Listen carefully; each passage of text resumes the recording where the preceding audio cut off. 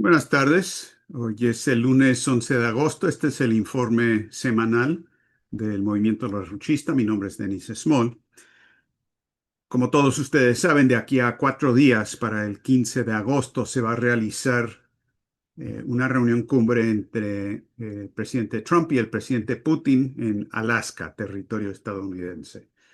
En base a lo que posiblemente puede ocurrir ahí y lo que también posiblemente ocurra para la reunión en Pekín el 3 de septiembre de los dirigentes internacionales para celebrar el fin de la Segunda Guerra Mundial en el Pacífico, a la que hemos propuesto que China invite a Trump y que él asista para tener diálogos con Putin y con Xi Jinping en particular. Si esto se mueve en la dirección en que es factible y que Helga Sepp-Larouche y el Instituto Schiller hemos propuesto, de aquí a un mes, para principios de septiembre, el mundo puede ser totalmente diferente. Y eso tiene que ver con la naturaleza de la crisis por la que estamos pasando y las posibilidades para esta coyuntura. Ahora, el anuncio de la reunión de Alaska ocurrió apenas el 8 de agosto, hace unos cuantos días, donde el asesor de Putin para asuntos internacionales, Yuri Ushakov, dijo lo siguiente, dijo: Rusia y Estados Unidos son vecinos cercanos, tienen frontera el uno con el otro. Parece algo lógico que nuestra delegación simplemente viaje cruzando el estrecho de Bering y que esta cumbre tan importante y por tanto tiempo esperada de estos dos mandatarios se lleve a cabo en ese lugar.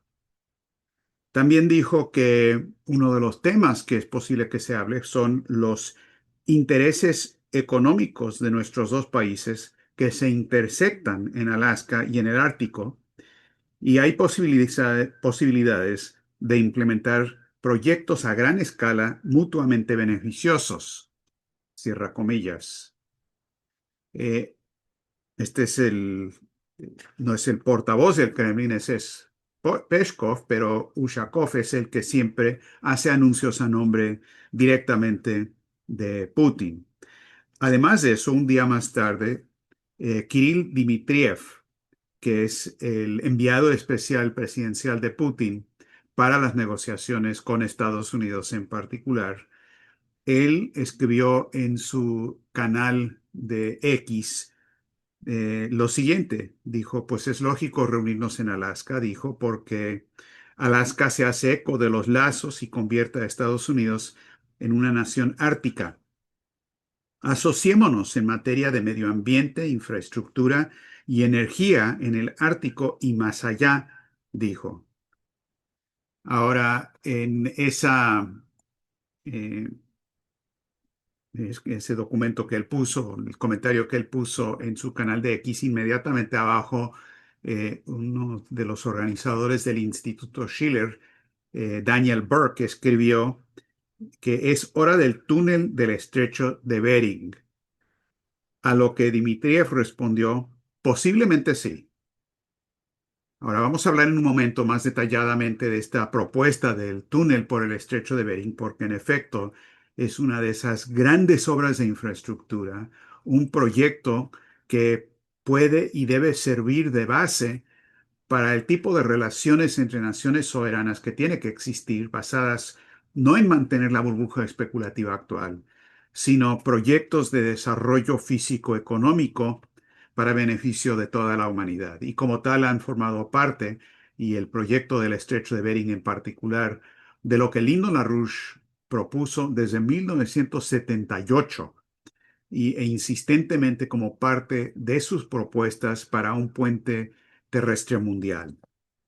Ahora, siguiendo con Dmitriev, él también comentó en otro comentario que hizo que no va a ser así de fácil. Dijo: varios países interesados en continuar el conflicto en Ucrania harán enormes esfuerzos con provocaciones y desinformación para perturbar la próxima reunión entre el presidente Putin y el presidente Trump. Y eso definitivamente es cierto. Es más, inmediatamente el diario británico, el Telegraph, el Daily Telegraph, de un día más tarde, el 9, dijo, se opone totalmente a la idea de la cumbre, que esto es una concesión inaceptable por parte de Trump, como también lo dicen los dirigentes de Europa que se reunieron con el canciller británico Lamy y con el vicepresidente de Estados Unidos, J.D. Vance, en estos días. Esto es intolerable, no puede haber tal reunión con la ausencia de Ucrania y en todo caso, si se llega a un acuerdo, el intercambio de territorios tiene que ser equivalente, un dando y dando, cosa que tampoco va a ocurrir. Dijeron que tiene que haber un cese al fuego primero antes de cualquier otro arreglo, cosa que tampoco va a ocurrir. Habían insistido que tenía que estar presente eh, eh, Zelensky, cosa que definitivamente no va a ocurrir. Y luego dijeron también que lo que tiene que ser el acuerdo tiene que incluir la posibilidad de que Ucrania tarde o temprano entre a la OTAN, cosa que tampoco va a ocurrir. Pero en eso están insistiendo los británicos y los europeos y hay una discusión, como se ve reflejado en lo de Dmitriev, de que podría haber algún operativo de bandera falsa en estos 2 que 3 días de aquí al 15 para tratar de sabotear esta reunión. Lo que realmente teme el Telegraph y los británicos es lo siguiente. Dijeron, Putin ha recibido otro regalo del señor Trump, una cumbre bilateral sin la presencia de ninguna otra parte, es decir, sin los británicos.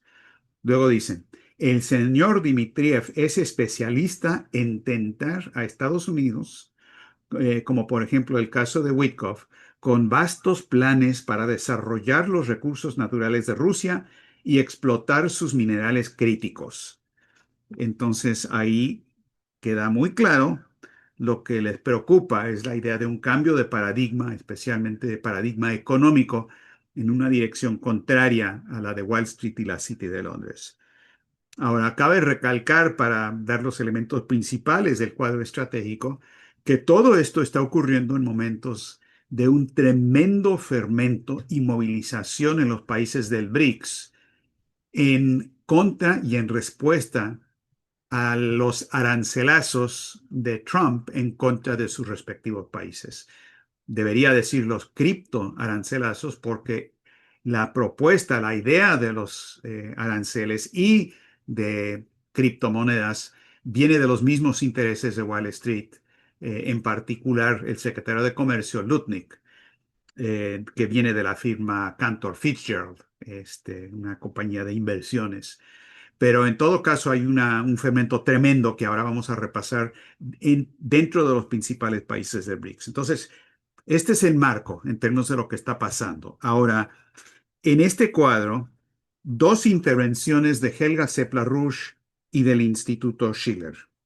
Primero, el 5 de agosto, esto es 3 días antes de que se anunciara la reunión de Alaska, es decir, no se sabía si se iban a reunir o no. Helga Sepla-Rusch sacó un llamado internacional pidiendo que otra gente respalde esto y que lo apruebe, solicitando que el presidente Xi Jinping de China invite a Trump a las celebraciones para el 80 aniversario del fin de la guerra, de la Segunda Guerra Mundial en el Pacífico, y que sería esa la ocasión para una reunión a nivel de estos tres grandes países que se habían asociado y habían sido aliados durante la Segunda Guerra Mundial. Me refiero, obviamente, a Estados Unidos, Rusia y China para la derrota del fascismo, tanto de Hitler en Alemania como la de Japón. Y en efecto, como los rusos en muchas ocasiones han apelado a esas relaciones previas entre Roosevelt y Stalin y Estados Unidos y la Unión Soviética, el llamado de Helga va en esa dirección, de que también con Xi Jinping debería haber esa reunión. Y ella dijo, el 5 de agosto, 3 días antes del anuncio de Alaska, dijo, tenemos ante nosotros una gran oportunidad histórica en la que los líderes de tres grandes naciones podrían enviar una poderosa señal al mundo. Y dijo que, eh, bueno, esta sería la oportunidad. Ahora, inmediatamente después del anuncio de la reunión de Alaska, y con lo que se planteó de lo que podrían ser los temas ahí, Helga Sepp-LaRouche sacó otra declaración, salió público hoy, se hizo ayer, pero salió público hoy 11, donde hace un llamado para que el centro de la discusión en Alaska sea precisamente la construcción de una gran obra de infraestructura, de un túnel por debajo del estrecho de Bering para hacer interconexión con ferrocarriles de alta velocidad, con todo lo que es el puente terrestre mundial eurasiático, con lo que tiene que volverse un puente parecido en términos de ferrocarriles y otras obras de infraestructura en las Américas. En su declaración, Helga dijo lo siguiente: el túnel del estrecho de Bering y los grandes proyectos de infraestructura relacionados también podrían servir de base para nuevas discusiones en profundidad entre los presidentes Trump, Putin y Xi Jinping de China. En caso de que el presidente Trump sea invitado y acepte asistir a la celebración del 80 aniversario del final de la Segunda Guerra Mundial, que se celebrará en China el 3 de septiembre, como he propuesto anteriormente, dijo. Y concluyó: este proyecto de infraestructura integrada de todo el mundo como base del desarrollo sentará las bases para acabar para siempre con la guerra como medio de resolución de conflictos. La esperanza de la humanidad descansa en ustedes, dijo en esta apelación directa a Trump, Putin y Xi Jinping. Ahora, esta propuesta para un túnel por el estrecho de Bering es una idea, es una propuesta que viene de Lino LaRouche, como les decía, desde hace, bueno, que casi 50 años, 45 años. Y concretamente lo que voy a hacer es, les quiero mostrar un, un mapa que voy a compartir en la pantalla ahorita, que es un mapa mundi con el puente terrestre mundial, eh, que creo que ya pueden ver en su pantalla, eh, de lo que LaRouche y el movimiento del Instituto Schiller hemos propuesto desde hace décadas.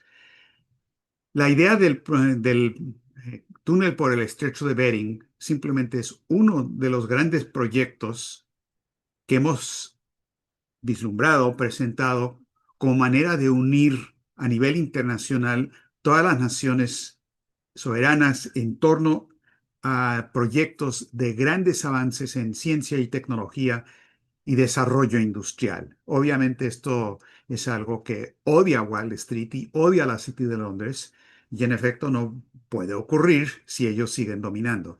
Pero simplemente para identificar rápidamente estos puntos, el número uno es el estrecho de Bering. El número dos, importantísimo, es el tapón de Darién, con la idea de construir ferrocarriles de alta velocidad que crucen toda Centroamérica, y que pasen por el estrecho de Bering. Hay estudios de ingeniería ya hechos por importantes expertos en ingeniería ferroviaria, como el amigo del Instituto Schiller, el ingeniero ferroviario Hal Cooper, y con esto hacer una conexión de lo que sería ya la red ferroviaria que pasaría por Alaska, Canadá, Estados Unidos, México, por toda Centroamérica, como China ya le ha propuesto a Panamá, Costa Rica y otros países, para conectarse con todo lo que sería la red ferroviaria de Sudamérica. Y aquí entra el punto número 6, el ferrocarril bioceánico, que están estudiando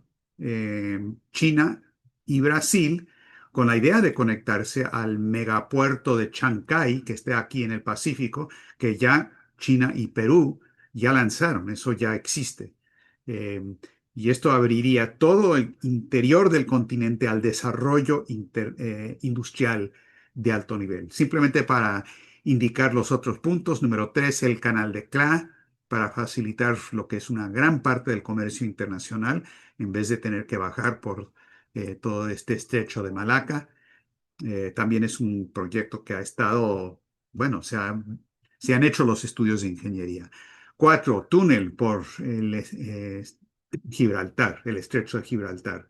También se han hecho estudios al respecto entre España y Marruecos. Es un proyecto de gran envergadura y funcionaría especialmente para conectar lo que es la red ferroviaria que ya se extiende desde China hasta España, hasta Madrid, con la idea de extender eso al sur, a Algeciras, y luego cruzar por el túnel para conectarse con lo que tiene que ser una red ferroviaria africana también. Número 7 es el proyecto del puente de Messina. El gobierno de Italia acaba de aprobar este proyecto, que es un puente para conectar a la península de Italia con la isla este, del puente de Messina, que pasa por el estrecho de Messina, y luego posiblemente construir otro puente o un túnel para conectar eso a África. Es decir, la idea es todo un proyecto mundial de desarrollo, de integración en interés mutuo de los países del sur y del norte, y que por lo tanto son de importancia no nada más para Rusia, China y Estados Unidos como manera de no tener guerras, sino tener colaboración en la paz, sino que además es algo fundamental para los países mismos del BRICS y del sur global que no quieren tener una confrontación de Estados Unidos con Estados Unidos si se puede prevenir, pero tampoco se van a dejar hundir, no se van a dejar someter al genocidio al estilo del Fondo Monetario Internacional. Ahora, esta idea del túnel por el estrecho de Bering, bueno, desde abril 2007 se realizó en Moscú una conferencia sobre el túnel por el estrecho de Bering, organizado por grandes autoridades de Rusia, incluido el Centro de Estudios Industriales Estratégicos que lleva las iniciales de SOPS. El dirigente de ese grupo en ese momento, Granberg, este, presentó los detalles de la propuesta. A Lyndon LaRouche lo habían invitado a asistir a la conferencia. No pudo porque 3 semanas más tarde tenía que viajar a Moscú, cosa que hizo, pero sí leyeron un documento de LaRouche en esa reunión, eh, que es un documento muy importante de LaRouche. El, eh, las autoridades rusas que participaron en esa reunión prepararon un documental de 8 minutos sobre el túnel por el estrecho de Bering, que luego presentaron en el 2010 a la Exposición Mundial en Shanghai, China, sobre innovación, que ganó el gran premio de esa feria en China como la mejor idea innovadora. Entonces los chinos expresaron interés desde el primer momento. Regresando al 2007, un mes después de esa reunión en Moscú, Lino LaRouche estuvo en Moscú para celebrar el 50, no, perdón, el 80, cumplió 80 años de edad un importante economista amigo de LaRouche, Stanislav Menshikov, que había trabajado muy de cerca con Granberg, el mismo director de las OPS, en obras en Siberia en la cuestión del proyecto del túnel por el estrecho de Bering. Y en ese cumpleaños hubieron muchos brindis y todo lo demás, incluido por eh, Granberg, que habló de que había tenido discusiones amplias con Lyndon LaRouche sobre esta misma idea del estrecho de Bering y propuso que en base a lo que LaRouche y Menshikov habían hecho, que el puerto del lado ruso, para cuando se construyera verdaderamente este túnel, debería llevar el nombre de Menshikov, ya sea Menshikov o Stanislav. Ante lo que propuso la esposa de Menshikov, que estuvo presente en ese momento, perfecto, pero el puerto del lado norteamericano debe llevar el nombre de Lyndon LaRouche. Entonces, es un pequeño incidente, pero da una idea del nivel y el tipo de discusión que se estaban realizando. Ahora, En agosto del 2007, la revista EIR de LaRouche entrevistó al ex gobernador del estado de Alaska, Walter Hickel, que siempre había sido un gran partidario del túnel por el estrecho de Bering, que en esa entrevista y también en su participación en la reunión previa que había habido en Rusia, él habló ampliamente de la importancia eh, de este túnel y mencionó en particular la importancia que tiene como una manera de evitar la guerra. Dijo que este tipo de propuesta es muy importante. Dijo, siempre he hecho una campaña a favor del túnel del estrecho de Bering. Y dijo, ¿por qué la guerra? ¿Por qué no un gran proyecto? Entonces, esto da una idea de ciertos círculos en Estados Unidos que también han respaldado esto. Ahora, para un poco más tarde, en el 2014, eh, del lado chino, probablemente el ingeniero ferroviario y de túneles más famoso de China en ese momento, Wang Mengshu, fue entrevistado en el Beijing Times y también luego en el New York Times sobre esta propuesta del proyecto. Dijo con el New York Times, es un sueño, pero está a nuestro alcance. Dijo, el gobierno central chino no lo está considerando seriamente, todavía no. Pero, ¿por qué no? Tenemos la tecnología y es algo bueno. Beneficiaría a las generaciones venideras y al medio ambiente. Como ingenieros ferroviarios, creemos que sería un gran legado para las generaciones futuras. Conectaría continentes, sería una gran obra de ingeniería humana. Y luego terminó diciendo, a algunos gobiernos les gusta gastar sus recursos en guerras. Yo creo que tiene mucho más sentido construir un ferrocarril que librar guerras. Ahora, la misma idea de Hickel, la misma idea de LaRouche, del desarrollo como la base necesaria de la paz. El desarrollo es el nuevo nombre de la paz. Ahora, para que no quede ninguna duda de que estas son ideas que quizás existieron, pero que luego no se han oído nada de eso desde el 2014. Cabe notar, además de las menciones de Dmitriev y otros, en Rusia eh, ellos publicaron un artículo informando, esto fue el 10 de agosto, es decir, ayer, ya hablando de la reunión de Alaska, entrevistaron a un profesor norteamericano, el director del Instituto de Estudios Nucleares de la Universidad Americana de Washington, se llama Peter Kuznick. Y él dijo, lo que me gustaría ver es una reunión de seguimiento después de Alaska, entre Trump, Putin y el líder chino Xi Jinping en la conmemoración de la Segunda Guerra Mundial en China. Luego abundó. También me gustaría que Rusia, Estados Unidos y posiblemente otros países empezaran a trabajar en proyectos conjuntos de desarrollo en el Ártico y quizás en un túnel en el estrecho de Bering que conecte Rusia y Estados Unidos por ferrocarril de alta velocidad. Una colaboración de este tipo puede devolver al mundo a la senda de la paz y a empezar a aliviar las tensiones que últimamente han hecho de nuestro mundo un lugar tan demencialmente peligroso, dijo Kuznick, publicado ayer en TASS.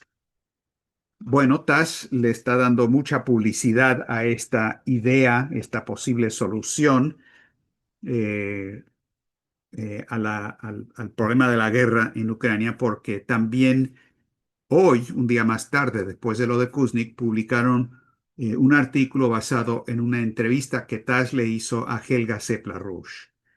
Y ellos en TASS la citan diciendo lo siguiente, que la próxima cumbre promete ser algo más que un intento de encontrar una forma de resolver la crisis en Ucrania. Los presidentes de los dos países podrían decidir finalmente la construcción de un túnel de 100 kilómetros bajo el estrecho de Bering que conectaría Eurasia y América y abrir luego Siberia, las Américas y demás a la industrialización y el desarrollo combinado. Dijo, el desarrollo conjunto de estos recursos podría convertirse en un programa ideal de prevención de conflictos y un beneficio para toda la humanidad. Entonces, como pueden ver aquí, se están juntando varios elementos. Nada está garantizado, pero los elementos están ahí para producir verdaderamente un cambio estratégico casi de la noche a la mañana.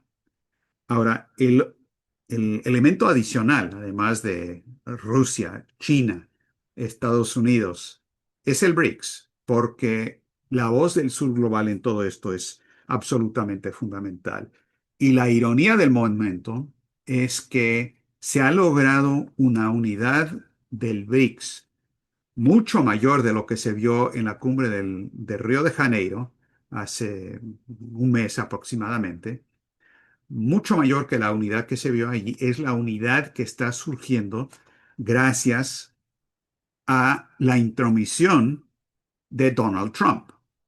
Porque las amenazas de los aranceles, más que amenazas, la imposición de estos arancelazos, los criptoarancelazos, ha producido una serie de actividades diplomáticas bien interesantes que están ocurriendo. Y nada más para que tengan una idea de la densidad de estas actividades, y esto es solamente lo que se conoce públicamente, quién sabe, el doble, el triple, seguramente está ocurriendo tras bastidores. Pero rápidamente, el 6 de agosto, Lula, después del anuncio por parte de Trump de los aranceles, dijo, entre otras cosas, además de que no se van a someter como si fuera un país esclavo, Lula dijo, voy a tratar de hablar con ellos, los otros jefes del BRICS, sobre cómo les está yendo a cada uno en esta situación, cómo repercute esto en cada país, para que podamos tomar una decisión. Hasta ahora no hay una coordinación entre los países del BRICS, pero lo habrá. 6 de agosto, hace 5 días. El mismo día, fue cuando Celso Amorim, el asesor principal de Lula, habló con el canciller chino Wang Yi, y Wang Yi le dio respaldo total a Brasil en el conflicto con Estados Unidos. Wang Yi dijo que respalda firmemente a Brasil en la defensa de su soberanía y dignidad nacional. Dijo que van a haber esfuerzos de Brasil y otros para consolidar la solidaridad y la cooperación en el sur global por medio de los mecanismos del BRICS y la promoción de la autosuficiencia conjunta, combinada de los países en desarrollo. Se están hablando de cómo lograr, si hay reducción de comercio con Estados Unidos, cómo suplir los requerimientos tanto de exportaciones como importaciones en economía física y entre países amigos, no hostiles. También el 6 de agosto. El 7 de agosto hay conversaciones entre Brasil e India. Como pueden ver aquí, Brasil es el que inicia todo esto, que es lógico, es el presidente del BRICS. Entonces aquí hubo una conversación de Lula con Modi, hablaron por teléfono por 1 hora para hablar de todos los intereses conjuntos que tienen, se respaldaron mutuamente y demás. Ese mismo día, el 7 de agosto, hubo eh, comentarios, una discusión que tienen que ver con China e India. Y esto realmente es fundamental, mucho, mucho más importante que las buenas relaciones entre Brasil e India, porque eso es lógico, pero en el caso de China, como han habido muchas tensiones, resulta que el embajador de China en India, Xu Feihong, escribió en X lo siguiente: si le das al abusador una pulgada, se tomará una milla. Y luego citó a Wang Yi, que dijo que le dijo a Celso Amorim, utilizar aranceles como un arma para reprimir otros países viola el capítulo de la ONU. Entonces, esto es una declaración muy importante por parte de China en respaldo de India bajo esta situación. Ahora, el 8 de agosto, al otro día, un día más tarde, Modi anunció que había tenido una muy buena llamada con su amigo, el presidente Putin, eh, y hablaron, entre otras cosas, para confirmar la visita de Putin a India a fines del 2025. Luego, ese mismo día, el 8 de agosto, China anunció que India, Modi, sí va a asistir a la reunión en China el 31 de agosto y el 1 de septiembre de la Organización de Cooperación de Shanghái. Esta es la primera visita en, creo, 6 años y todo el mundo está hablando de que probablemente habrá una discusión bilateral entre India y China en esa ocasión, que es absolutamente fundamental. Porque si tenemos esa unidad entre China e India, perdón, China y Rusia y también Brasil, si India forma parte de esa discusión, tanto más importante. Em, luego, em, China dijo que no van a dejar, el 8 de agosto dijeron que no van a dejar de comprar petróleo de Rusia. Ellos tienen derecho a tener todo el comercio que quieran con el país que se les antoje. Y el mismo día, el 8 de agosto, el enviado especial de India, Ajit Doval, el asesor de seguridad nacional de China, perdón, de India, una figura muy importante, muy poderosa en el país, estuvo 3 días en Moscú, se reunió con Putin, se reunió con Shoigu y luego se reunió con Denis Manturov, que es el viceprimer ministro de Rusia, para coordinar la visita de Putin a India a fines de año y también para coordinar la respuesta de los países del BRICS ante los arancelazos de Trump. Y luego, para terminar esta breve cronología de lo que se conoce públicamente, el 9 de agosto, hace 2 días, Putin y Lula tuvieron una conversación de 40 minutos por teléfono, donde Putin le informó a Lula sobre las conversaciones que había tenido con Witkoff y también hablaron y subrayaron la, entre comillas, importancia de la cooperación entre ambos países en el seno del BRICS. Entonces, muy bien, ¿qué tenemos aquí? Bueno, a ver, demos un paso atrás y repasemos el cuadro estratégico. Tenemos el peligro que sigue siendo inminente de guerra nuclear que podría resultar de lo que está programado en el Oriente Medio, y no tengo tiempo para hacer más que mencionar eso.